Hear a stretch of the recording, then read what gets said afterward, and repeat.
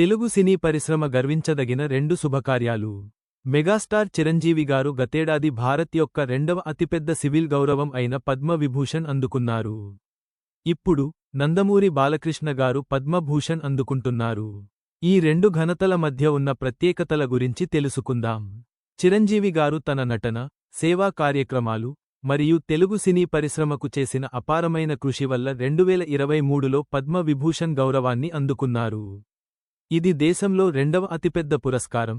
చిరంజీవి గారిని జాతీయ స్థాయిలో గుర్తించటానికి ఇదే ఒక నిదర్శనం.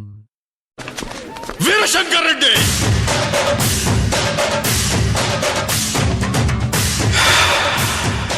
ఒకే కదాని పీకేస్తే పీక కోస్తా.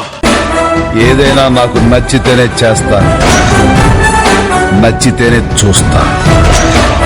కాదని బలవంతం చేస్తే కోస్తా. A sweet warning.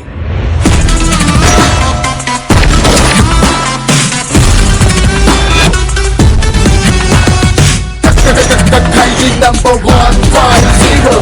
Boss is back. Boss is back. ఇప్పుడు 2025లో నందమూరి బాలకృష్ణ గారు పద్మభూషణ్ గౌరవాన్ని అందుకున్నారు. ఈ అవార్డు వారు సినిమాలలో చూపించిన అద్భుతమైన నటన, తెలుగు ప్రజల కోసం చేసిన సేవలకు గౌరవం. ఒకవైపే చూడు, రెండో వైపు చూడాలనుకోకు, తట్టుకోలేవు.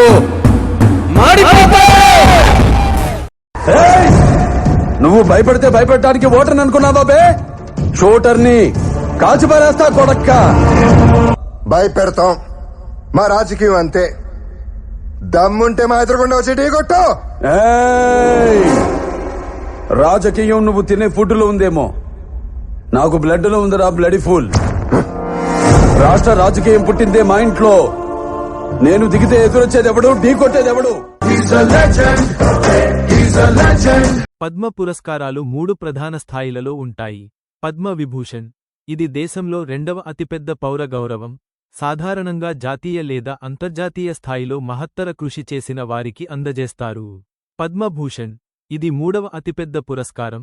ప్రత్యేకంగా కళారంగం, సేవారంగం లేదా ఇతర రంగాల్లో విశిష్ట సేవ చేసిన వారికి అందజేస్తారు. ఈ అవార్డులు వ్యక్తుల కృషిని గుర్తించడమే కాక, వారి ప్రతిభను సమాజానికి తెలియజేయడంలో కీలకమైనవి. ఈ రెండు గొప్ప గౌరవాలు తెలుగు ప్రజలకు ఒక గర్వకారణం. ఒకవైపు మెగాస్టార్, మరోవైపు నందమూరి సింహం, ఇద్దరూ తెలుగు సినీ పరిశ్రమను దేశస్థాయికి తీసుకెళ్లారు. పద్మ పురస్కారాలను అందుకున్న ఈ దిగ్గజాలకు మనమందరం గర్వంగా ఫుల్ స్పోర్ట్ చెయ్యాలి. మీరు ఏమనుకుంటున్నారు? ఈ గొప్ప ఘనతలపై మీ అభిప్రాయాలను కామెంట్స్లో తెలియజేయండి.